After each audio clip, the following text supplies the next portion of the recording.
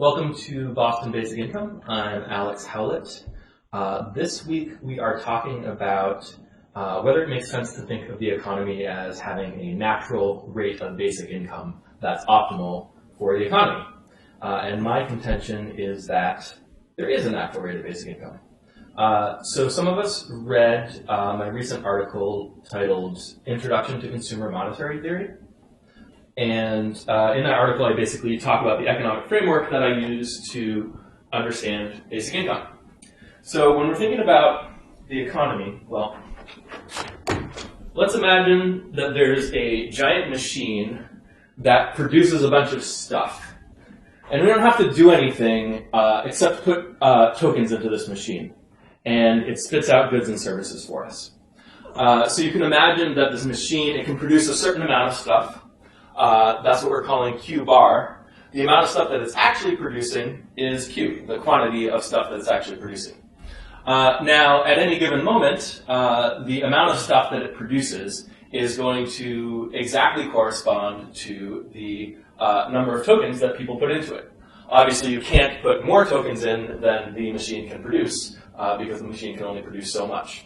But if people put in fewer tokens, then the output that you're going to get is going to be lower than the maximum level. So obviously the real economy doesn't work that way. In the real world, we actually need some people to do some work to make the machine go. We need people to contribute their labor. So in this model, if we just assume that the machine will spit out everything all on its own, nothing's going to come out of it because nobody's doing any work. So what we can do is to get people to do some of the necessary work to contribute to the machine's output, we can withhold some of the tokens from the public. We can say, okay, everybody gets fewer tokens now, but if you contribute your labor, you'll get some of the tokens back. So that's reflected here. So instead of giving everyone the maximum amount of tokens, in order to get this amount of spending power, you have to earn it through wages. And then the rest, of course, you can still give everybody the tokens. So that's the basic income here. So the question is, how many tokens do you have to withhold from people in order to get them to do the necessary labor in the economy? And the answer to that question, we don't know the exact number, but the answer to that question is what determines the natural level of basic income. So instead of saying how many tokens, how much money should we withhold from people, how much income should we withhold from people, we can ask it from the other direction. We can say how much income can we give to people while still having enough incentive for the economy to produce everything it's capable of producing. So I've drawn this handy little diagram over here. So on this axis, you've got the quantity of output. Q bar, again, is the productive capacity of the economy. And then on this axis, we've got a continuum between 100% labor, so everyone's working 100% of their time, and then 100% leisure. So this is like working in the labor market. So 100% leisure, you're not contributing anything to the labor market. So as you can see, this is the line of economic output. If you're at 100% leisure, you've got this problem over here where nobody's contributing any labor and the economy is not producing anything. If you've got 100% labor, you've got a similar problem because now nobody has any time to sleep or eat or anything like that. So the economy doesn't produce anything. In either case, everybody dies in the end. So what you want to do is you want to find this optimal balance between labor and leisure. And if you saw our free ridership discussion, the free rider problem, the 100% labor end of the spectrum is a free rider opportunity. There's opportunity for more free riding, opportunity for more leisure. If we're at the 100% leisure end of the spectrum, that is the free rider problem. We need people to be doing more work. So there is kind of an optimal balance there. And my hunch, and I'm pretty confident of this, is that the optimal level of basic income for the economy is not zero. So the goal, or what we would like to do, is ideally find what this amount is, what the optimal level of basic income is, what the natural level of basic income is. And what I tend to advocate is calibrating, starting small and gradually increasing the basic income until you get to the point where the economic machine is pretty much producing everything it can for people. And then the remaining thing is that I want to point out that what I'm assuming here is that the price level stays the same. The same amount of money that you spend into the machine gets the same amount of stuff out. And that is what we see with these equations here. So this is R equals PQ, or P bar. So P bar is the price level. So that's the average price of things you can get out of the economic machine. And then what we would want is so R is the consumer spending level, and Q is again economic output. So what we want to bring the consumer spending level, which is this here, we want to bring it to the maximum, which corresponds to the maximum level of economic output. So all of that is pretty straightforward. So these, I haven't gotten to these yet. Does anyone have any questions so far? Yeah. So these diagrams here, these are typical market diagrams. Does that say aggregate demand? AD is aggregate demand. I've learned so much. Yeah. So here's the price level on this axis, and this is the quantity of economic output on this axis. We've drawn a Q bar here, which is the same on this side, which is the maximum level of economic output. And then the question is, where is Q going to settle? So we talked about the price level being stable, but in order for prices to be stable, it has to be the case that, on average, producers are producing their products at the most profitable combination of prices and quantities. So that means this area under here needs to be maximized. And that's going to, Can you remind us what I is? So I bar is just the input price level. So P bar, so this is the consumer price level or the general price level that we normally think about, but it has to be higher than the prices of the inputs to production, otherwise the producers are not going to make any profit. Yeah. Right. So this, they have to pay this, so that's not part of their profit. So they're trying to maximize the rectangle that appears here. So that means that the aggregate demand curve has to intersect the price level at the place where it would maximize the profit under the under the price level. Yeah. Q star is the actual level of economic output, and you can see that it's less than Q bar, which is the maximum level of economic output, and that's because if the demand curve is shaped like this, then this is the only level of economic output that corresponds with maximum profit for the producers. So here, we've got another situation.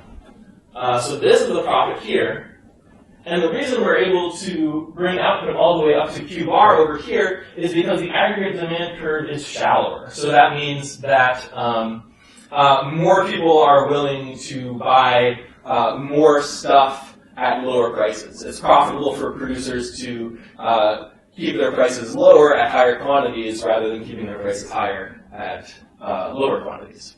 And then this is the opposite of that. Now you've got a situation where if producers raise their price a little bit, they're not going to lose that many. They're not going to lose that many customers. They're not going to lose that much demand. They're not going to lose that many sales. So they really have an incentive there to maximize their profit. They're keeping their quantities very low, and their price is relatively high compared to what they could be. Now, the thing to keep in mind is that in all of these diagrams, the price and quantity, the price level and the level of economic output, are at the most profitable levels for our producers. The difference is the demand. So if more people want to buy things at current prices, then that makes it more profitable for producers to produce more things at current prices. So this is, just keep this in mind, that this kind of always has to be true if the price level is stable. And we can refer back to this when we talk about how the central bank keeps the price level stable, which is by influencing the slope of this aggregate demand curve. So, could you clarify what in here is like canonical and accepted by all economists, and what in here is new? This is probably canonical here. Usually they write MV equals PQ or PT, and that's money stock times velocity equals price times output. And the reason I don't divide consumer spending into money, stock, and velocity is because I think it's really hard to tease apart these two things. And depending on what you even count as money, something could be a higher money stock, or it could be a higher velocity, depending on where you draw the line. Like if you have $1 and people are borrowing, $1 million against that dollar, do you count that debt or that credit that's also being spent as part of the money supply, or you just roll it all into the velocity of that single dollar, right? So I don't think it's super useful to divide into money, stock, and velocity. Thinking of the economy without labor is not very canonical. Thinking about, I would say that, that's a starting point. That's not very canonical. And then going from that down to, okay, well, how much labor do we really need? And the rest is still basic income. I mean, most economists are not thinking about basic income. This is probably not canonical, but I think it would make sense to most people that you can't just overwork people and people can't just sit around. This stuff here, a lot of times for macro, what people draw is like an aggregate demand curve and an aggregate supply curve, whereas I'm just assuming that the input price level is stable, just like the output price level is. I don't know how, even the central banks, when they manage the aggregate demand, they are not thinking in this way. They're not thinking about this. They're not thinking of changing the slope of the aggregate demand curve. They're actually thinking that when they bring the price level, up and they prop it up, they think they're doing something like bringing the economy to full output, but they're not. Yeah. So what they think is that they do think they're affecting the level of consumer spending in the economy, and they think they generally talk about it as if there's inflation, then that means the economy is going beyond full output. Because it can't handle the level of consumer spending. But it's not just the level of consumer spending, it's the distribution of consumer spending and the distribution of demand that matters. Well, I wonder if one way to present this would be like starting with the canonical model and then showing like the ways in which you deviate from it. I mean, that's going to be tough. I think the canonical model gets so much stuff wrong that I don't even start there. But why is it a goal then just to attack those assumptions as opposed to like create models? Well, I can attack those assumptions now. I think it's friendlier to just describe this, and then it's more straightforward. But you can attack the assumptions. So let me attack the assumptions now. So one of the assumptions is that full employment or some notion of full employment corresponds with full economic output. So they're really thinking in terms of, they think that keeping prices stable is the same thing as bringing employment to kind of like a non-accelerating inflation rate. They call it the non-accelerating inflation rate of unemployment, actually. And then everybody argues about what that rate actually is. But they're thinking in terms of everybody gets their income distributed through wages. And that's also what most of the academics think, and they kind of get that from there. Yeah, so let me write some down.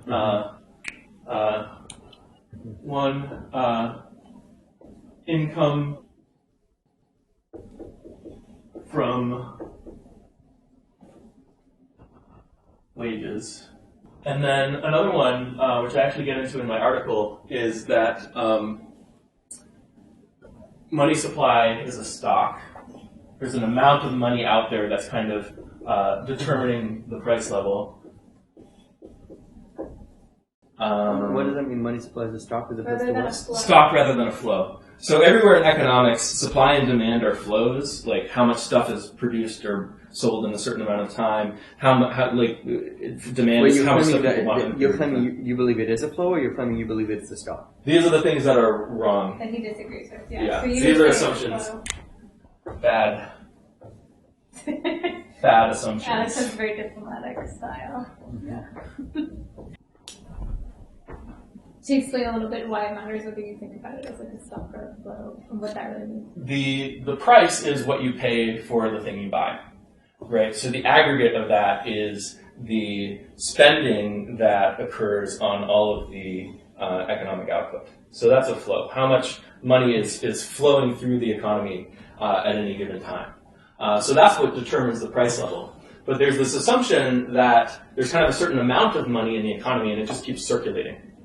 So when you make that assumption, then the amount of money can be a proxy for the level of spending.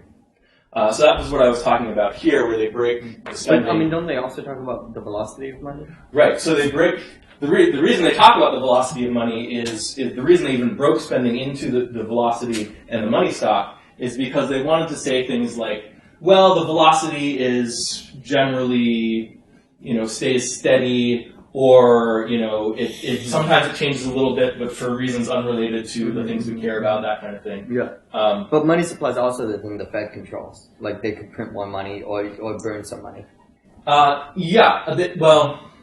Sort of. They can influence the level of spending in the economy. So if we're thinking of the money supply as a flow rather than a stock, then I would say, yes, that's accurate. I think if you're thinking about the economy, if you've got an economy the size of the United States, and you've got institutions that basically issue the currency, then the only sense in which the United States government borrows is by issuing treasury securities, and then the Fed comes in and decides how many of those treasury securities are going to be out on the open market, buys up the excess in order to control interest rates. And I would argue that borrowing money is equivalent to, government borrowing money is equivalent to printing money. Right.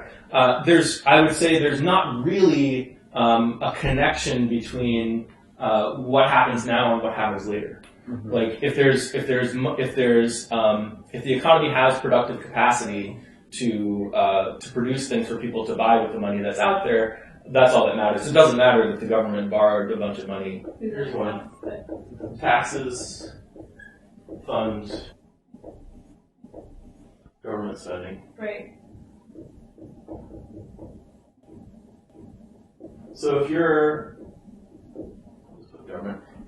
are a very small government, like the government of the city or something like that, you are not a currency issuer. So you in order to spend, you either have to get your money from somewhere or you have to borrow. And your capacity to borrow is limited by your credit. And it's also true that the United States government's capacity to borrow is limited by their credit, but they have a lot more credit, and their, a lot of their debt is monetized as money, as the money that we spend in our economy. So the constraint on the United States government spending is more how much stuff is there to go towards? What's the capacity of the economy to produce? So that's what I do over here. You have Q bar, and then you want to get the spending up to the level that activates the full productive capacity. Wait, so if I want to build like a new battleship, how do I do that other than raising the taxes? Yeah, so what needs to happen in order to build a new battleship is you've got to get a bunch of steel, a bunch of labor, all this stuff. Mm-hmm. So the question is that stuff out there in the economy? If it's idle, then you can pay for it and activate it at current prices. You can print money. But Mitch McConnell can't print money. Mitch McConnell, like all he can do is like write a budget. So if you're talking about legal constraints, the way our government is currently structured. So the way our government is currently structured, what they have to do is they have to borrow the money by issuing treasury securities. And then the private sector, the private financial sector, buys up those treasury securities. And then the Fed says, oh, is there the right amount of treasury securities out there for the level of interest rates we want? And they buy up any excess or not, depending on what their monetary policy is. So those actions all taken together are exactly equivalent to printing money. Mm-hmm. So if the Fed printed $4 quadrillion and spent it into a hole in the ground, that does not affect the economy. If the Fed borrows $4 quadrillion and spends it into a hole in the ground, it also does not affect the economy, except in the sense... So your claim is like, on average, if I want to build a new battleship, the more battleships I build, the higher taxes have to be. You think that claim on average is not true? That claim on average is not true. Where taxes could come into play is if your economy starts running out of steel to build the battleships, then you can start taxing steel to free up some of that resource so you can build battleships. Right? What matters is the real resources that are available to the economy. Does that make sense? I think I understand your claim, yeah. Right.